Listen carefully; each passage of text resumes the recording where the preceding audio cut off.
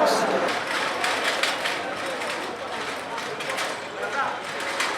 ये सबसे बड़ा अस्पताल है, लेकिन अब सबसे बड़ा अस्पताल जो है ना ये फेल हो गया, इसलिए कि सब बीमार इधर पड़े हुए, कोई डॉक्टर नहीं है, कोई जो है ना नर्स नहीं है, बस कोई बीमार को दर्द आ जाते रोते उसको नशे का इंजेक्शन लगाते और कोई इलाज नहीं है।